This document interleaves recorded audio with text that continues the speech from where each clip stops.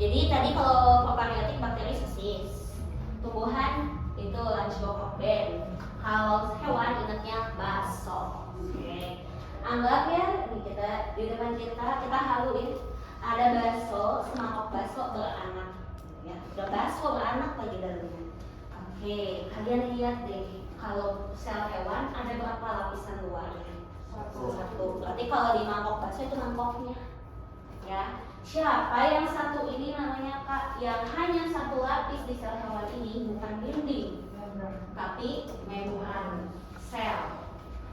Kalau disebutnya membran plasma boleh nggak? Boleh, sama aja. Nah, berarti kalau di bakso ini mangkoknya. Berarti kalau dia mangkok, fungsinya buat apa kalau bagian yang buat pelindung? Ya supaya kita nggak panasan kan kalau makan bakso tuh tentu aja sih panas ya kalau dia baksonya baru ya. Gitu. Intinya nggak langsung kena tangan gitu ya, pelindung sel. Apalagi guys, sel itu bisa chattingan ya Bu, gitu ya. Atau dia sebagai alat komunikasi. Oke, contoh nih ya, kalau misalkan ada kelas kalian lewat, gitu ya, dari kalian lewat atau enggak, cuman kalian lewat, suka deg-degan gak sih? Nah, jadi kita deg-degan kenapa? Pertama yang ngeliat kan mata ya, terus dipikirin, aduh itu doi aku lewat, terus kita jadi deg-degan. Nah, dari otak sampai ke jantung itu selnya komunikasi. Ada sel otak, jantung deg-degan dong, itu ada doi aku lewat, gitu. Nah, kalau komunikasi berarti harus bagian paling luar. Karena di sini bagian luarnya membran sel, di membran sel. Gitu. Atau nanti misalkan kalau di zoom lagi ada zat-zat yang lain, pokoknya kalau dia bagian luar itu disebutnya untuk alat komunikasi. Nah, atau nama bengkelnya alat komunikasi itu cell junction. Oke, ya cell junction. Gitu. Nah, sekarang kita lihat bagian dalamnya. Semangkok bakso beranak, ada kuahnya nggak? Nah, kalau di sel juga ada kuahnya. Kita sebutnya apa? Sitoplasma atau sitosol. Atau aku suka sebutnya cairan di dalam sel, boleh. Pokoknya nggak masalah guys, mau sitoplasma, sitosol itu nggak masalah ya, cuma sebutannya doang. Kalau sitosol beda lagi, gitu ya. Jadi sito itu sel, plasma itu air. Maka sitoplasma air di dalam sel. Kalau sitoskeleton nanti rangka ya. Nah, itu terima kasih ya. Oke. Boleh. Oke, tadi kita lanjut Kak, kalau sitoskeleton apa? Nih di dalam sel. Kalau kamu yang bentuknya kayak jarum, panjang-panjang, dimanapun dia tempatnya, itu disebutnya sitoskeleton. Sitoskeleton. Atau ini disebut juga sebagai rangka sel. Rangka sel. Rangka itu kalau di dalam tubuh apa? Tulang. Nah, kalau tulang kan fungsinya buat nopang badannya. Berarti sel juga ditopangnya sama skeleton. Sel sperma bergerak itu gara-gara siapa? Sitoskeleton. Ya, jadi yang memberi bentuk, bergerak itu adalah sitoskeletonnya. Bentuk, bergerak, sitoskeleton. Nah, kita cek ya, kita urut tadi. Apakah sel tumbuhan punya? Kah sitoskeleton sama? Dia juga punya guys. Pokoknya bentuknya tajam-tajam aja ya. Kalau bakteri punya nggak Kak? Punya juga. Jadi kalau sitoskeleton semuanya punya, gitu ya. Aku tambahin ya. Sitoskeleton. Tulangnya.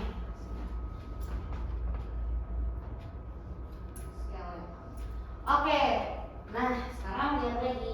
Bakso beranak, ke baksonya dulu guys, fokus. Di dalam bakso ada anak bakso. Nah, ini namanya segini semua kita sebutnya nukleus atau inti sel. Kemarin udah dibahas kan ya, apa fungsinya? Atur aktivitas sel. Jadi kalau di dalam sel, dia ini otak. Kalau nggak ada dia udah mati lah. Gitu. Ini atur aktivitas sel. Mau di sel hewan, sel bakteri sama fungsi utamanya itu. Atur aktivitas sel. Kalau anaknya di dalam, berarti anaknya inti. Nah, anaknya inti ini yang kita sebut sebagai nukleus. halus. Kan baso beranak ya? Iya. Anak inti. Fungsinya apa Kak? Nanti dia fungsinya hasilkan substansi genetik. Salah satunya adalah RNA.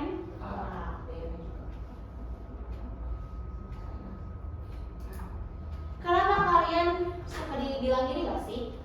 Ih kamu mirip sama mama kamu, misalkan. Kan nggak tiba-tiba, ih kamu mirip tetangga kamu, begitu kan? Gitu ya. Kenapa kira-kira sama garis? Ada yang sama tuh yang diwarisin dari ayah ke ibu kita ke kita. Kromosom. Di dalam kromosom ada DNA nyusun yang namanya gen. Makanya ada gen halilintar. Sama semua gitu ya, sama semua. Sorry. Itu ada di mana si gen-gen itu adanya di inti. Jadi di sini ada DNA, kromosom, gen. Nah, kalau kalian ditanyain unit pewarisan sifat organelnya adalah nukleus. Ya. Oke, ada lagi kita cek ya. Nih, ini baso, ada anaknya. Dekat baso anggap bihun. Ya. Nih, yang satu bihunnya ada titik-titik, yang satu bihunnya nggak ada titik-titik. Ada namanya. Kalau yang bentuknya kayak lipatan, ini nempel nggak ke inti? Nempel. Ada titik-titiknya, itu kita sebutnya RE kasar. Ini ada titik-titiknya? Enggak. Nempel di inti? Enggak. Nah, kalau nggak ada titik-titiknya, nggak nempel di inti, namanya RE halus. Apa bedanya RE kasar sama RE halus? Fungsinya. Kalau kasar, dia fungsinya adalah untuk sintesis protein dan kata tambahin ya, modifikasi protein. Nah, kalau RE halus fungsinya sintesis lemak atau lipid. Nama proteinnya lipid ya, lemak. Itu bedanya. Oke, apa bedanya kasar sama halus tadi guys? Ada apa yang ribosom. Nah, ribosom itu titik-titik kecil. Kalian lihat titik kecil ini kan ada yang di RE kasar, ada yang di sitoplasma juga kan ya? Iya. Sama nggak? Sama. Jadi mau yang ada di sini, mau yang ada di sini itu sama. Aku gambar ya. Mana nih? Ini dan ini itu sama saja. Ya. Namanya ribosom. Apa fungsinya? Mirip kayak RE kasar. Sintesis protein. Kak gimana sih? Katanya yang sintesis protein RE kasar, gitu ya. Tapi ribosom juga dia sintesis protein. Jadi sintesis protein itu sebetulnya adanya di ribosom. Tapi RE kasar ada ribosomnya nggak? Ada. Makanya fungsinya sama untuk sintesis protein. Tapi ditambahin ya kalau RE kasar ada modifikasinya. Oke, tebak-tebakan. Yang bentuknya kayak sosis dikasih saus apa tadi tuh guys? Ya, oke. Tadi fungsinya udah ya, menghasilkan ATP. Sekarang bulat kecil tadi namanya apa? Ribosom. Kalau bulat gede beda lagi. Nih ada bulat gede nih. Dari L namanya lisosom. Aku ini ya L-nya large, gitu aja. Gede. Ribosom reguler. Jadi nggak gede-gede banget, gitu ya. Ini large. Kak gede kak ini kak, betul. Bulat gede ribosom aja. Apa fungsinya? Ini fungsinya untuk makan. Alias dia untuk pencernaan sel. Oke, kalau di perut kita yang buat pencernaan lambung tuh, karena ada enzimnya kan. Kalau di sel yang buat pencernaannya lisosom. Karena dia punya fungsi buat pencernaan, berarti dia punya namanya enzim pencernaan. Atau namanya enzim hidrolisis. Nih banyak enzim guys di sini. Oke. Pokoknya ingat pencernaan, ingat makan. Makanya guys di dalam tubuh kita, ya, lisosom tuh banyak banget di suatu sel. Jadi kalian bisa temuin lisosom nih. Ini banyak di tempat tertentu. Contohnya nih banyak di leukosit atau darah putih. Kalau leukosit itu fungsinya kan buat membunuh kuman. Nah, Jadi kalau misalkan bunuh kuman kan berarti makan ya nggak? Jadi kemanapun kuman pergi itu pasti bakal dikejar. Contoh, kalau kumannya ada di sini, leukositnya pasti bakal nyaplok dia dimanapun dia ada. Nah, kenapa dia bisa makanin kuman? Karena dia punya yang namanya lisosom. Nah, ini ya kumannya. Tahu kodok nggak? Tahu. Kalau kodok waktu kecilnya bentuknya apa namanya? Berudu atau kecebong. Kalau kecebong punya ekor nggak? Punya ya. Kayak ini kan dia begini. Begitulah. Ya Allah jelas banget. Begitu begini. Kayak kecambah. Nah, tapi kalau udah jadi kodok ada ekornya nggak? Ada. Nggak ada. Ya. Ya. Pokoknya kalau ada ekornya dia bukan kodok, biasanya namanya salamander. Iya. Kalau ada kodoknya lagi guys takut banget. Nah, kenapa nggak ada? Dari tadinya ada jadi nggak ada. Itu karena lisosom juga. Lisosom yang makanin ekor kodok. Jadi dia namanya autolisis. Ya. Atau autofag kodok. Ekor kodok. Kenapa dia bisa makanin si ekor kodok? Ekor kecebong ya? Karena di dalamnya ada lisosom. Sama kali coba tangan kalian gini. Kayak gini. Apakah di antara jari satu sama jari lainnya ada selaput? Nggak ada. Kalau ada kita kayak bebek gitu ya. Gitu ya. Kenapa kan nggak ada? Soalnya di sini lisosomnya makanin sel kulit kita. Jadi kita nggak punya selaput. Tapi ada loh orang yang punya selaput. Namanya orang Webertus. Jadi dia kelainan. Jadi dia kelainannya di antara jari ini sama ini dia ada selaputnya. Gitu. Tapi belum tentu pintar berenang ya. Cuma kita menunjukkan ya. Tapi ada ternyata itu. Ada juga guys yang di badannya tubuh duri kayak ladang. Itu ada. Nah, pokoknya kalau yang aneh itu kelainan. Nah, kelainannya di lisosom. Cek lagi yuk, gitu ya. Apa lagi yang belum kita bahas? Nah, nih tandain ya. Mau di tumbuhan atau hewan? Tunjuk membran sel. Ini. Dekat membran pasti ada lipatan nih kayak gini. Di sebelahnya ada gelembung-gelembungnya. Kalau kalian melihat lipatan, sebelahnya ada gelembung dekat membran, inilah yang kita sebut sebagai badan Golgi. Atau kalau di sekolah disebutnya aparatus Golgi, itu nggak masalah. Nah, buat apakah badan Golgi? Badan Golgi itu buat yang namanya alat sekresi sel. Apa sih sekresi? Menghasilin zat tapi kita butuhin. Contohnya hormon sama enzim. Ya, atau di sini aku tandain hasilkan zat dibutuhkan. Oke, sip. Ya itu badan Golgi. Oh di tumbuhan ada nggak ya badan Golgi? Ada. Ini ya. Oke, itu badan Golgi. Kalau RE ada nggak guys di tumbuhan? RE kasar sama halus. Ada. Ini yang kasar yang halus? Kasar. Oke. Berarti kalau yang ini kasar, yang ini halus. Jadi lengkap ya. Kalau di bakteri ada nggak tuh? Enggak. Badan Golgi? Enggak. Nggak ada. Gitu ya. Oke, satu lagi. Hanya ada di hewan, tumbuhan nggak punya. Apa tuh kak? Ini inti. Nah sebelah ini suka ada kotak kembar. Terus ada kayak kabel-kabelnya atau benang-benangnya. Pokoknya ingat aja dekat inti dia. Dia nggak mau mungkin ujung-ujung di mana. Dia pasti dekat. Namanya ini adalah sembrio. Kak di sekolah aku namanya sentrosom. Sama apa beda kak? Sama. Beda juga. Kalau kalian satu doang namanya sembrio. Tapi kalau kalian nunjuk dua-duanya namanya sentrosom. Tunggal sama jamak saja. Nah, ini apa bedanya? Ini adalah alat, fungsinya untuk alat pembelahan sel. Maksudnya gimana? Dulu waktu kita kecil kalian lahir langsung segede ini nggak? Gak takut banget kalau segede ini ya. Pasti kan kita bayi dulu nggak sih? Terus sebelum bayi itu kita dari sperma sama ovum ketemu jadi zigot segini kan? Itu kalau ada injek kecil banget. Nah tapi sekarang jadi segede ini. Berarti selnya satu apa banyak kalau yang segede ini? Banyak.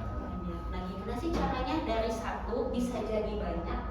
Nah itu tuh nanti dia dibantunya sama siapa? Sentriol. Jadi yang ngebantu kita bisa ngebelah caranya jadi banyak itu namanya sentriol. Oke, kalau aku cek dulu ya, mana yang belum? Kayaknya udah semua sih.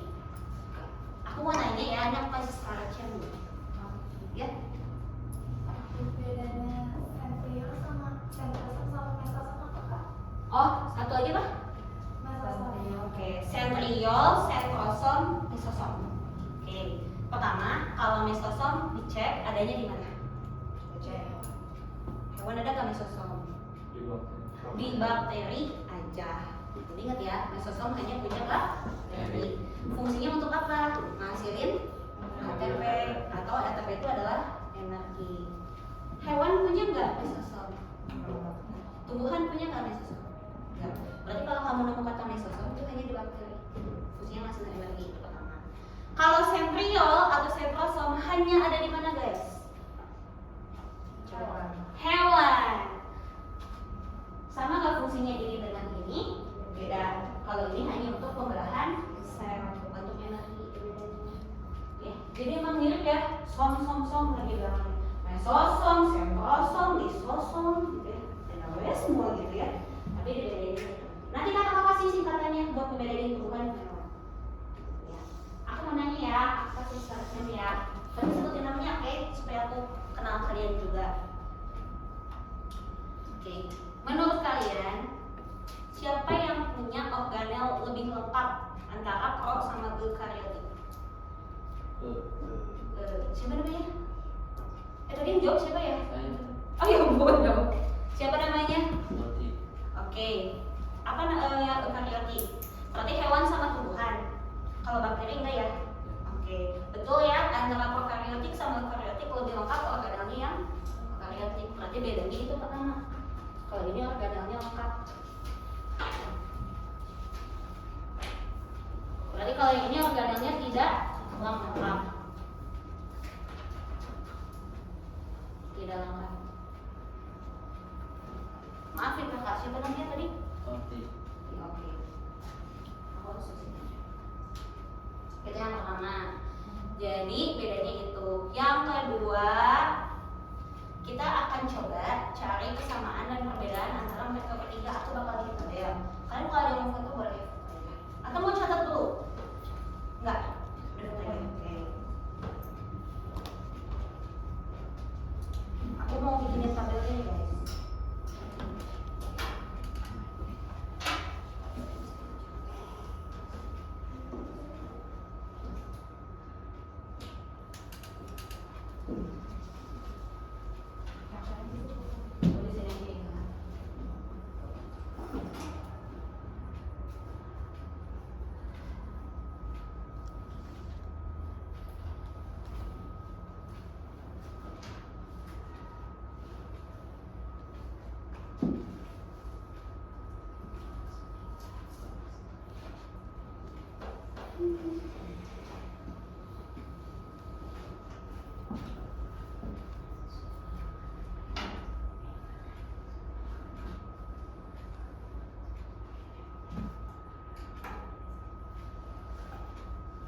Di sekolah disuruh bikin tabel kayak gini nggak? Iya, biasanya pasti suka disuruh tuh tabel kayak gini. Pas. Yap. Emang di Sarawan nggak ada faktualnya? Ih, pintar banget kalau lihat. Bagus pertanyaannya. Kak, di sel hewan emang nggak ada faktoralnya? Ada. Tapi faktoralnya kecil. Sedangkan kalau yang di tumbuhan faktoralnya besar. Jadi gini, apakah faktoral hanya ada di tumbuhan? Jawabannya enggak. Faktoral ada juga di mana? Hewan. Tapi bedanya apa? Kalau di hewan faktoralnya kecil. Kadang faktoral yang kecil ini kita sebutnya vesikula atau vesicle guys. Gitu. Fungsinya buat nyimpan makanan nggak? Kalau dia kecil buat nyimpan makanan apa? Nggak bisa gitu ya. Jadi buat apa ini? Buat transport zat aja. Contoh nih, siapa yang ngasih energi di sini? Mitokondria. Nah, yang ngatur aktivitas sel itu kan nukleus. Nah, gimana